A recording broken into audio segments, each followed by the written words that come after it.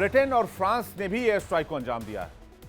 जब अमेरिकी सेना वेनेजुएला के राष्ट्रपति पर एक्शन ले रही थी, तभी सीरिया के ऊपर एयर स्ट्राइक का ऑपरेशन जारी था और यह हवाई हमला किसी और ने नहीं बल्कि नेटो में शामिल देशों ने किया है। जी हां, ब्रिटेन और फ्रांस ने एंटी टेरर ऑपरेशन चलाया सीरिया के ऊपर।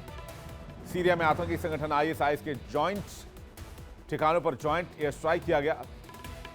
ब्रिटेन के रक्षा मंत्रालय ने बताया कि यह कार्रवाई सीरिया के एक अंडरग्राउंड ठिकाने को निशाना बनाकर की गई, जहां हथियार और विस्फोटक छिपाकर रखे गए थे। यह ठिकाना सीरिया के मध्य हिस्से में स्थित ऐतिहासिक शहर पलमायरा के उत्तर पहाड़ी इलाके में था। यह इलाका न केवल दुर्गम है, बल्कि यहां आम नागरिकों की मौजूदगी लगभग न के बराबर है।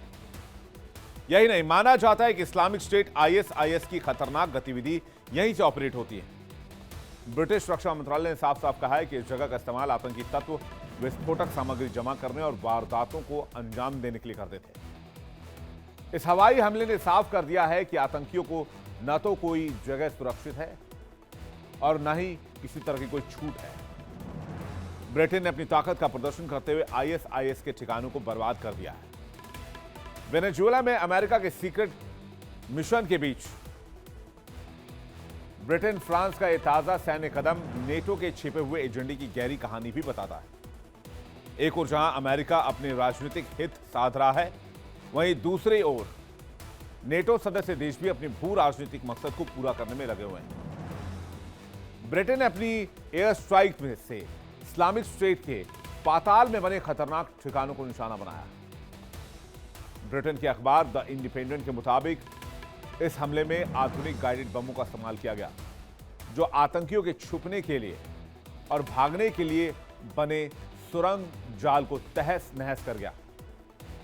रॉयल एयरफोर्स के टाइफून FGR-4 लड़ाकू विमानों ने इस ऑपरेशन में अहम भूमिका निभाई। इनमें हवा में ईंधन भरने वाले वॉयेजर टैंकर विमानों की मदद ली गई, जिसे लंबे समय तक एयरबोर्न रह सके और एक एक बम को बहुत सटीक तरीके से निशाने पर गिराया गया।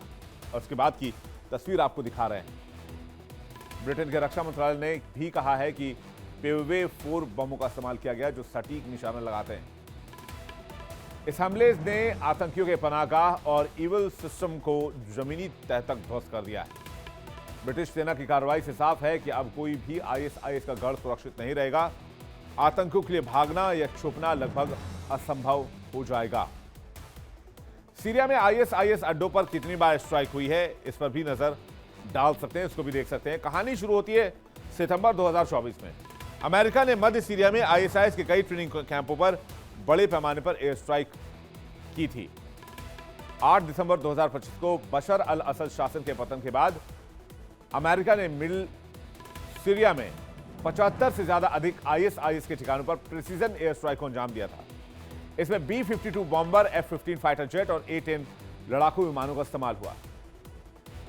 फिर आ जाइए अब 24 से 27 नवंबर की तारीख में अमेरिका और सीरियाई सुरक्षा बलों के पास संयुक्त अभियान में दक्षिणी सीरिया, जो कि रिफ दमश्क के नाम से जाना जाता है, वहां ऑपरेशन चलाया गया। आईएसआईएस के 15 से ज्यादा हथियार भंडार नष्ट किए गए। ऑपरेशन में हवाई और ग्राउंड दोनों तरह के ऑपरेशन शामिल थे। 19 दिसंबर 2025 अमेरिका ने जॉर्डन के समर्थन से मध्य और पूर्वी सीरिया में आईएसआईएस के 70 से ज्यादा ठिकानों पर हमला किया।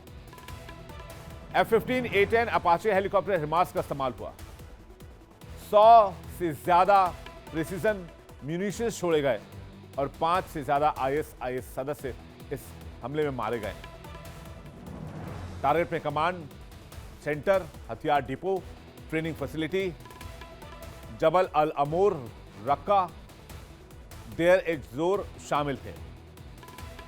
अब आ जाइए 3 जनवरी 2026 को। ब्रिटेन और फ्रांस की वायुसेना ने पलमायरा के आसपास के आईएसआईएस के अंडरग्राउंड हथियारों पर एयर स्ट्राइक शुरू कर दी। जॉइंट ऑपरेशन RAF टाइफून और फ्रांसीसी विमानों ने इस हमले को अंजाम दिया। हालांकि अच्छी खबर रही कि इसमें कोई नागरिक हताहत नहीं हुआ है, लेकिन यह हमला सिर्फ एक सैन्य ऑपरेशन नहीं था, बल्कि आतंकवाद के खिलाफ एक निर्णायक लड़ाई की शुरुआत। शंखनाद। ब्रिटेन और फ्रांस ने कहा कि आईएसआईएस या दाइश जैसे आतंकी संगठनों की दोबारा ताकत नहीं बढ़ने दी जा सकती है। और उनकी किसी भी कोशिश को कुचलने के लिए ब्रिटेन पूरी तरीके से तैयार है। जॉन हेली ने आगे कहा कि सैन्य कार्रवाई उन खतरनाक आतंकियों को खत्म करने के लिए की गई है जो न सिर्फ मध्य पूर्व बल्कि दुनिया भर में सुरक्षा और शांति के लिए खतरा है। एक बार फिर से आप तस्वीर देखिए कि किस तरह से आज भी गाजा में हालात बहुत अच्छे नहीं हैं और ऐसा लग रहा है कि ईरान और फिलिस्तीन एक ही रास्ते पर जा रहे हैं, बांग्लादेश और गाजा पट्टी एक ही रास्ते पर जा रहे हैं। तस्वीरें आप देखिए किस तरह का मास डिस्ट्रक्शन युद्ध में।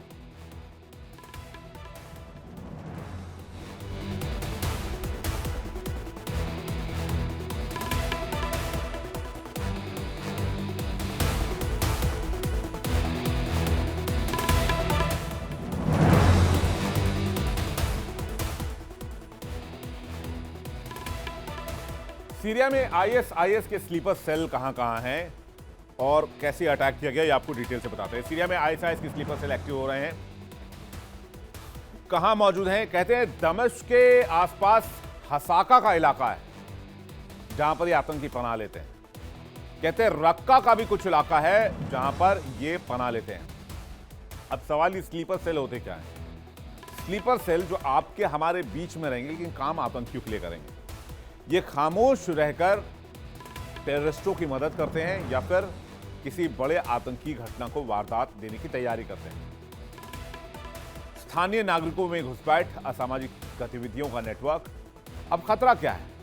इससे अप्रत्याशित आतंकवादी हमले किए जा सकते हैं। सुरक्षा बलों के लिए बड़ी चुनौती है। ये स्थिरता में भी बाधा है क्योंकि ये इस तरह से खुद को रखते हैं, आप खुली नजर से इन्हें पहचान नहीं सकते जब तक आपके पास कोई इंटेल नहीं है, कोई इंफॉर्मेशन नहीं है। आईएसआईएस का नाम हुआ करता था Islamic state of Iraq and Syria, या आईएसआईएल ले लीजिए। यह भी एक आतंकवादी संगठन है जो अल-कायदा से निकला था। यह संगठन अपने कट्टरपंथी इस्लामिक विचारधारा के लिए जाने जाते हैं और उनसे सीरिया और इराक में कट्टर हिंसा और अस्थिरता फैलाई जाती है। सीरिया में आईएसआईएस का इतिहास भी देख लीजिए जिस पर अटैक किया गया है। कहते हैं साल 2011 में सीरिया में गृहयुद्ध की शुरुआत हुई और उसके पीछे भी अमेरिका का हाथ ही माना जाता है। साल 2013-14 में आईएसआईएस ने सीरिया के बड़े हिस्से पर कब्जा कर लिया और राजनीतिक सत्ता को चुनौती दी, कट्टरपंथी शासन स्थापित किया। साल 2014 आ जाइए, आईएसआईएस ने खुद को खिलाफत घोषित कर दिया। पलमायरा और रक्का जैसे ऐतिहासिक और रणनीतिक केंद्रों पर कब्जा कर लिया। अंतर्राष्ट्रीय प्रतिक्रिया जो आई वो अमेरिका, रूस और नेटो देशों ने हवाई हमले शुरू किए। स्थानीय सुरक्षा बलों के साथ मिलकर आईएसआईएस के खिलाफ अभियान चलाया। 2017 से 2019 तक ये वो वक्त था जब अफगानिस्तान से अमेरिका वापस जा रहा था और तभी आईएसआईएस का क्षेत्रीय प्रभाव घट रहा था। कई प्रमुख ठिकानों की वापसी और नियंत्रण भी खो दी गई थी। हालिया गतिविधि में बहुत चेंजेस नहीं है। छोटे छोटे स्लीपर सेल्स और छुपे ठिकानों का खतरा भी जारी है। लगातार एयर स्ट्राइक और आतंकवाद विरोधी ऑपरेशन यहां भी चलाए जाते रहे। सीरिया में आईएसआईएस ने गृहयुद्ध को और भी खतरनाक और जटिल बनाया। भले इस संगठन का अधिकतर भौतिक कब्जा खत्म हो चुका है, लेकिन इसका आतंक और इसकी जड़ें आज भी सीरिया के बहुत नीचे तक जाती हैं, बहुत गहरी है। अंतर्राष्ट्रीय स्तर पर इसका कोई मुकाबला नहीं माना जाता है।